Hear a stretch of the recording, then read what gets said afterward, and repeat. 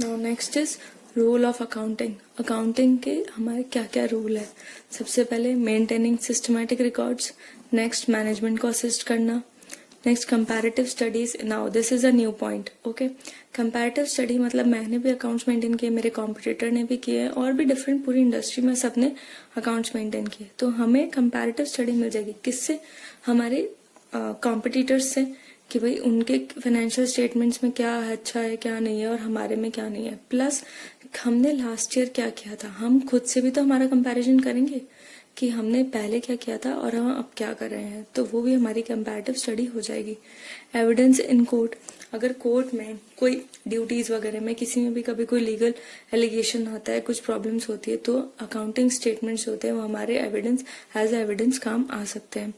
Raising loans, bank वगैरह में जब भी हमको कोई भी लोन्स वगैरह कुछ देना, तो हमारी क्रेडिबिलिटी जज करते हैं, और क्रेडिबिलिटी हमारी फाइनेंशियल पोजीशन होती है, जैसे हमने कब पेमेंट लिया नहीं लिया, हमारे क्या प्रॉफिट्स है, गेन्स है, हमारे रिपेइंग की क्या कैपेसिटी है, वो सब हमें किस में पता लगते हैं? हमारे फाइनेंशियल अकाउंट्स में। और वो हमें किस में हेल्प करेंगे? हमारे लोन्स वगैरह लेने में बैंक से या किसी से भी।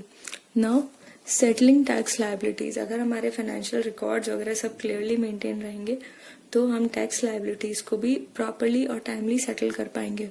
Proper purchase price of any business, अगर अकाउंटिंग प्रॉपर की हुई है तो यानी उस बिजनेस से कितना प्रॉफिट हो रहा है, उसकी गुडविल कितनी है, क्योंकि सिर्फ असेट्स और लायबिलिटीज ही नहीं होता है, जो एक गुडविल और क्रेडिबिलिटी होती है उसकी भी एक वैल्यू होती है। तो अगर हमें किसी बिजनेस का परचेज प्राइस कैलकुलेट करना है तो हमें उसके अकाउंटिंग रिकॉर्ड्स देखने बहुत जरूरी है। तो अगर हम उन रिकॉर्ड से ही हमें पता लगेगा कि उसने साल भर में क्या किया और उसकी वर्थ क्या है, उसकी गुडविल क्या है, और वो किस हिसाब से काम कर रहा है।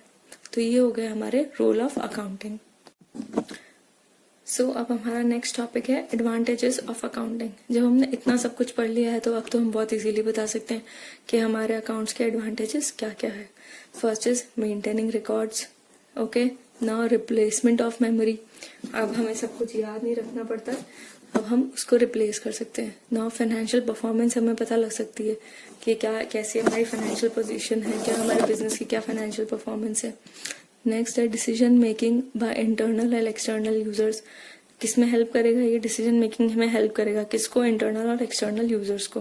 कंपैरेटिव स्टडी हो सकता है, कंपैरिजन किस किस से होगा? एक तो खुद से और एक कॉम्पिटिटर से। नेक्स्ट सेटलिंग टैक्स लायबिलिटीज, कोई भी टैक्स लायबिलिटीज हो वो टाइमली सेटल हो जाएगी। वैल्यूएशन ऑफ बिजनेस, उसकी क्या गुडविल है क्या नहीं है, वो चीजें हमें पता लग जाएगी अकाउंटिंग प्रॉपर होगी तो। Now evidence in legal matters, कोई भी कोर्ट में मैटर्स होंगे तो उसमें हमारे बुक्स ऑफ अकाउंट्स जो है वो एज एन एविडेंस काम करेगी। Now prevention and detection of frauds, now this is important topic, again a new topic for you guys. Okay, prevention and detection of frauds, कैसे पता लगेगा फ्रॉड्स? जब हमारे पास एक अकाउंटिंग ट्रेल होगा, पूरा मेंटेनेंस होगा, उसमें कभी भी कुछ भी गलत होगा तो उसको ट्रेस करना उतना ही इजी हो जाएगा। कोई कुछ गलती कर रहा होगा, कोई ट्रांजैक्शंस गलत हो रहे होंगे, कुछ पेमेंट गलत हुई है, कुछ रिसीव गलत किया है, या कुछ किसी ने चोरी से हमारे अकाउंट्स में से कुछ इधर उधर कर दिया है, तो वो हमें पता लग जाएगा। कब पता लगेगा? जब हमारे अकाउंट्स मेंटेन होंगे। सो प्रिवेंशन एंड डिटेक्शन यानी पहचानना ऑफ फ्रॉड्स। नेक्स्ट जज मैनेजमेंट एबिलिटीज, अब हमारे अकाउंट्स तो मेंटेन है उससे, लेकिन हमें नॉलेज किसके बारे में मिलती है? हमारे बिजनेस के बारे में। और हमारे बिजनेस को मैनेज कौन कर रहा है? हमारा मैनेजमेंट। तो हमारे मैनेजमेंट की एबिलिटीज हमें पता लगेगी, क्योंकि जब हमारे अकाउंटिंग रिकॉर्ड्स अच्छे से मेंटेन होंगे तो हमें पता लग जाएगा कि कितना प्रॉफिट हो रहा है, कितनी एफिशिएंसी से काम हो रहा है, या कैसे काम हो रहा है, और काम कौन कर रहा है? मैनेजमेंट। तो मैनेजमेंट की एबिलिटीज भी हमको पता लग जाएगी। इंसॉल्वेंसी प्रोसीडिंग्स में बहुत हेल्प करता है अकाउंटिंग। कैसे? अगर कोई आदमी इंसॉल्वेंट हो गया है, इंसॉल्वेंट कब होते हैं? जब उसकी लायबिलिटीज ज्यादा हो उसकी असेट से, तो वो कोर्ट के पास इंसॉल्वेंसी डाल देता है। सो जब वो इंसॉल्वेंट हो गया तो जब उसकी प्रोसीडिंग्स होती है तो उसमें जब हमारे बुक्स ऑफ अकाउंट्स प्रिपेयर्ड होंगे तो बहुत अच्छे से हेल्प हो जाएगी उसकी प्रोसीडिंग्स कंप्लीट करने में। जो इंसॉल्वेंसी के लिए जो ऑफिसर आते हैं उनको हेल्प हो जाती है।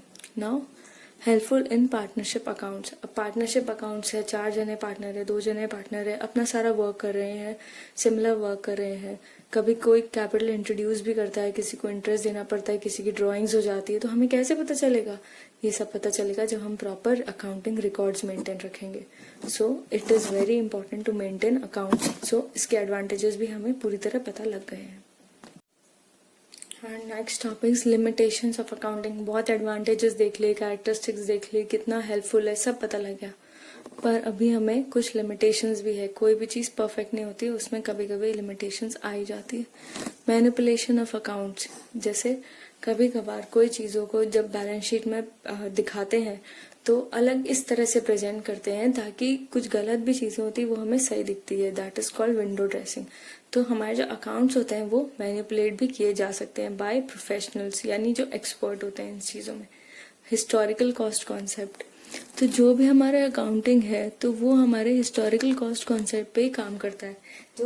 जो प्राइस लेवल चेंजेस है, यानी जो इन्फ्लेशन और ये सब चीज का चेंजेस है, वो चीज वो कंसिडर नहीं करता है. जिस दिन जिस परचेज प्राइस पे वो खरीदी थी वो उसी चीज पे रहती है.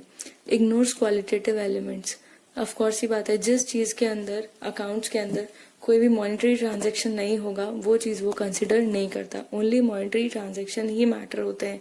किसी की एबिलिटीज या क्वालिटीज पे जज नहीं होता है, ना हमारे अकाउंटिंग रिकॉर्ड उस पर मेंटेन किए जा सकते हैं. Permitting alternative treatments. ओके, यानी डिफरेंट कॉन्सेप्ट्स में कुछ डिफरेंट अल्टरनेटिव ट्रीटमेंट्स भी अवेलेबल होते हैं. लास्ट इन, जैसे स्टॉक के केस में है लास्ट इन फर्स्ट आउट और फर्स्ट इन फर्स्ट आउट. ठीक है, लास्ट इन फर्स्ट आउट मतलब जो सबसे लास्ट के अंदर एंटर हुआ है हमारे स्टॉक के अंदर वो हमने सबसे पहले बेचा है. और फर्स्ट इन फर्स्ट आउट में जो हमने सबसे पहले खरीदा था वही हमने सबसे पहले बेचा है. तो ऐसे दो तरह के ये ट्रीटमेंट्स है.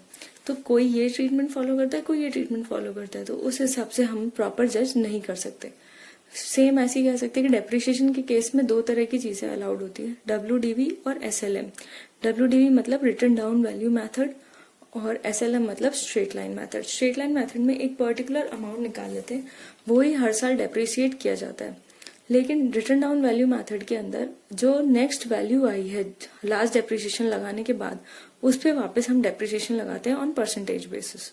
तो ये दो तरह के मेथड्स है जो अलग अलग लोग अप्लाई करते हैं. No real test of management. Can not check effectiveness of management. वैसे तो ठीक है, हमें एबिलिटीज से पता लग जाता है जब हमने एडवांटेजेस में देखा, लेकिन कभी कभी एक रियल टेस्ट तो नहीं मिल सकता. कभी कभी हो सकता है मैनेजमेंट पूरा वर्क कर रहा है लेकिन सर्कमस्टांसेस ऐसे नहीं है कि वो रिजल्ट हमें वैसे नहीं मिल रहे. और कभी कभी होता है कि मैनेजमेंट तो वर्क नहीं कर रहा लेकिन सर्कमस्टांसेस ऐसे हैं कि हमें रिजल्ट्स मिल रहे हैं. तो एक रियल टेस्ट हमें नहीं मिल पाता.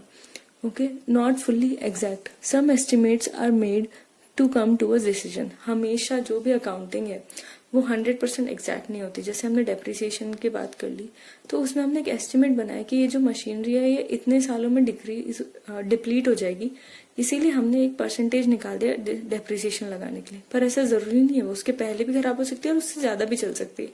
तो ऐसे हम कई चीजों में एक एस्टिमेट्स लेते हैं, तो इसलिए फुल्ली एग्जैक्ट नहीं होता है ये.